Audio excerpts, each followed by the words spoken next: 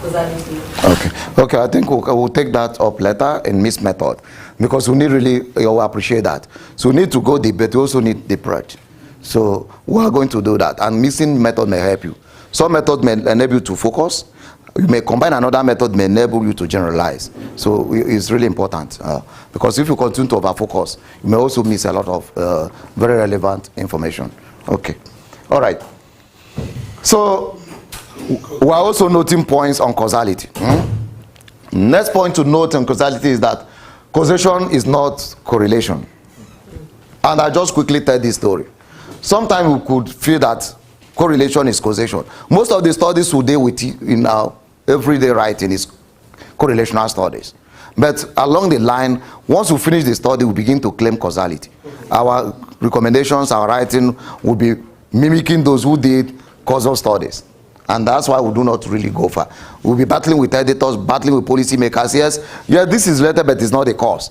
They will please continue to emphasize the limitation that is not a causal study, it's rather a correlational study. This is just a story of a lion and a rabbit, and I'll just use it to show that causation may not be correlation. This is a lion who challenged a rabbit that challenged a lion. Say, do you know we belong to the same group of animals? He said, what do you mean? He said, the way wild animals are scared of you is the way they are scared of me. That wherever I go, wild animals, our colleagues are always afraid of me. And the rabbit, the lion said, what do you mean? He said, can we do an experiment? They moved on a journey. And the first group of animals, they saw rabbit, and they all disappeared. And rabbit turned to the lion. Didn't I tell you that the way they are scared of you is the way they are scared of me? Lion said, it's not true. Say, can we move again? They moved and met the other group of animals. Immediately they saw the rabbit, they disappeared. They said, why shouldn't we be dining and enjoying ourselves together? We belong to the same folk. But I ask this class, is it the rabbit they are scared of or something else? But assuming that we are to run a correlation, the relationship between seeing the rabbit and disappearing, wouldn't you say that is they are scared of the rabbit?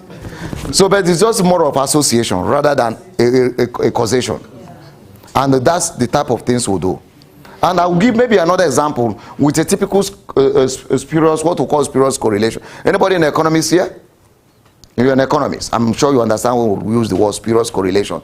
Let me explain when I'm sure. Do you understand when I say correlation? Everybody here in this class understand when I say correlation? Correlation. Anybody that didn't understand what? Correlation means something is relating to another. A variable is relating. Appearance of one variable is occurring with the appearance of the other one. We'll say is a correlation. They are correlating. So this is a real data, not forged, nor cooked. And if you go to this website, there are lots of these correlating things that are totally meaningless. Maybe we can also correlate here the number of participants in IITTA, correlating with the number of the number of students that failed in UI. The more you have people in IITTA, the more students fail in University of Ibadan. And you can correlate it over time. Every year that you have more people in IITA, you go to the University of Ibadan and check their result, they will fail more that year. So what it means is that if you want to have less failure, you should reduce the number of people that are coming to IITTA. The same thing here. You can say age of Miss America correlating with murder by steam, hot pepper and hot objects in the United States. This real data. And can't you see this? It's almost perfect relationship. So what it means is this for policy. And that's why correlational study is dangerous for policy makers. If you are to intervene here with this result, what are we going to do? We are going to make sure that before you win Miss America, if you want to reduce the death by this method, there should be 2 years, 3 years, 4 years. The less they are, the better. But if their age continues to increase, the death through this method continues to increase. Are we seeing why correlation is dangerous for policy makers? And that's the type of studies we'll do, and we'll push it there. They try it doesn't work. You finish a correlational study and say one causes the other, and the politicians say, okay, let's try it, and they pump money. The more they pump money, the less they produce. What it means is that you are not dealing with causation, you may be dealing with correlation. Okay. Another thing to note in causation It will have gone back to zero. I'll give an example of this study.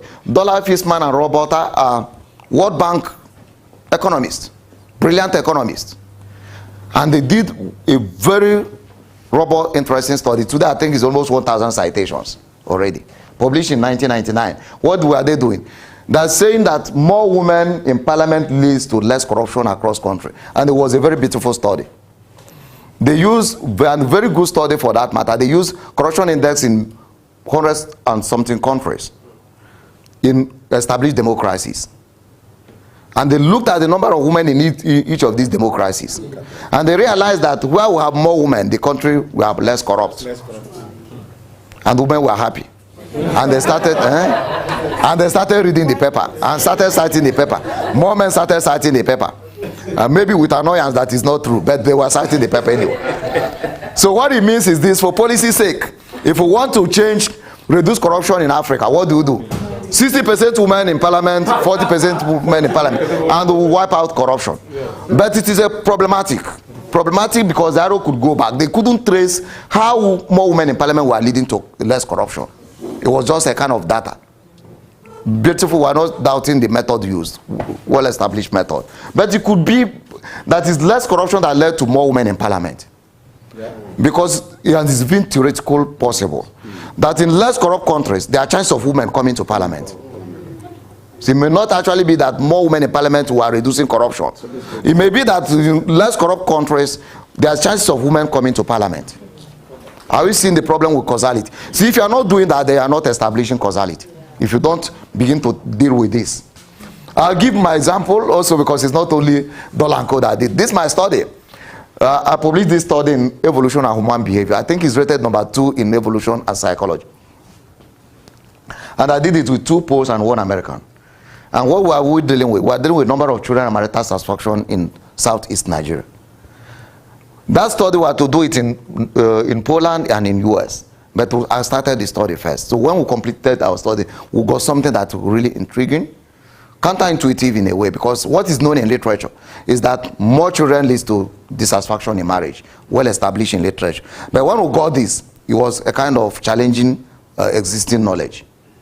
So, and we decided to try ourselves with that publication, and if just first place we sent it was Evolution and Human Behavior, and they published it. Why did they publish it? One, as I said, fertile started in the morning. It was counterintuitive. But is it actually number of children that is leading to marital satisfaction, or marital satisfaction leading to more number of children? In short, it's more theoretical coherent to show that number of children should lead to more children, rather than number of children leading to marital satisfaction. Marital satisfaction should lead to more children for obvious reasons. Those who are satisfied with their marriages are more likely to stay with their husband or their wife. Am I right? And the more they stay with their husband, the more they do something there. And the more they do something, the more they produce children. Am I right? Is it not more theoretical coherent?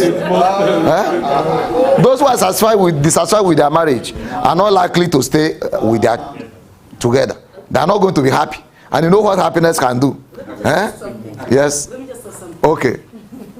Did you consider the economic service? That's the next thing I wanted to say. Why do I raise that, Prof? Yeah. Because in a society where people are more poor, they have more children. Not because they're satisfied, but because they like to go off early. And the only thing they can do is to go to bed. Okay. And then maybe that alternative is that number of children is not does not lead to marital satisfaction, but marital tolerance. Okay. Okay. Okay. And that's why the study will not complete. We didn't complete this study, whatever. They continue hitting on methodology. How did they arrive at that? So that's it. Okay. So let's also go to this and just demonstrate with one example. This was done by, assuming that we decide to look at how school feeding leads to academic achievement of students. School feeding is our X, and academic achievement is our Y. That's our outcome. But we feel that school feeding doesn't just lead to academic achievement. It's doing something. Either it's raising students' motivation, or making them to attend more. You understand? If you know you are going to eat food, and it's guaranteed, You have to go, am I right? In the process of eating food, you may also learn more, and academic achievement may improve. Also, motivation to learn may be higher. So we are not saying this exhaustive, but these are hypothetical issues. That's what we try to trace. Once you correlate this and find out that there is a relationship, you are not speaking to anybody. They want to know what is school feeding doing. Because if it's not doing this, then it may not be actually what is contributing to academic achievement. And that's in those of us in quantitative, that's what they do. What they do is to model this as they not make any meaning to some children. It may make to some other. I'll give you an example with my daughter. When we moved, and he stopped almost going to school because they were giving them food. Because in Germany, you don't start any serious school work till 6 years. But she was under 6. She went to school for about a week, 2 weeks, and returned one that said she's not going back again. Once the reason, he said they don't know anything here. Because she had started kindergarten before we left, and they started writing and reading. So there they were not writing, they were not reading. They sleep, they eat, and they play. And I said, why? I said she doesn't want to go again. So for her, school feeding was totally nothing for her. You understand? It was not making any sense. In short, for her, it was negative. So what they do there is early in the morning. And do you know, we eat 3 times. There. Even if you want to eat more, they will ask you to go. There's a place we'll go out to eat if you want to eat more. So for her, it was distracting. So that's actually the context that we need to build a background. In short, almost we had to, at a point the school wanted her to move to primary school.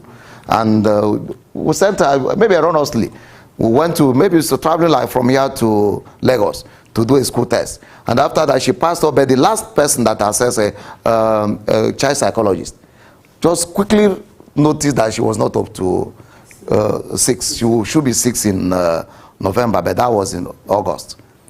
And he said, no, that is not allowed. Who sent her?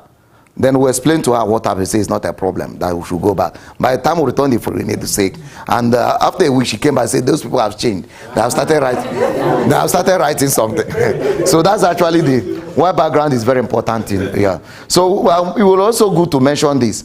This may be what we call moderators or whatever, those who deal with. Because class size may also, this may work, may lead to academic achievement, but class size may become a serious matter. Yeah. Maybe class size may change the outcome. Yes. You understand? So if the class size is less and the school feeding is there, maybe the outcome will not be the same. So it's something to look at. Why we did this is not... I have a question. Okay, please do. Okay, given all this A, B, C, X, Y to Z. Yes. That's because when you were explaining earlier, the X, Y, Z, the boy that you did, I was looking at it that, can we say Z is what gives X the power to cause Y? So that means that we need to give a lot of attention to Z. More like, I want to really get... That's it. You have summarized it. That's just something what we are discussing. This mechanism is so important. Generates the energy for it to produce the final outcome. What is left for us as researchers is to be able to trace those things and be sure that this outcome is actually a product of these mechanisms. So that's actually what I mean. So I think we can move on. Do you have any question, please? Yes, Norma. Does it mean that the moderating variables are not mechanisms? They are not. Or do you think that? They are not. Okay. But a mechanism may be mediators. You can use the word mediator. You can say mediating variables. Moderators are something else. They are variables when they are there. The effect of the cause and effect may not be the same. It may be higher or lower. For example, we looked at class size the other side. Assuming that this class size, their school feeding in a smaller class size may produce higher level of motivation than school feeding in a large class. Is that why we do not have arrows pointing to the outcome of course from the moderating variable? Of course. Moderating variables, those of us in quantity result will change for two categories of people. There's school feeding in one place. There's school feeding in another place. But the achievement is not the same for these two groups of people. That's a moderator. Why is it that this school feeding in one place, producing motivation, the same motivation in the two places, but one is higher, the other one is low? It can be a contest. Maybe in Kenya, there's school feeding. but it's not producing high motivation. But the school feeding in Nigeria is producing high motivation.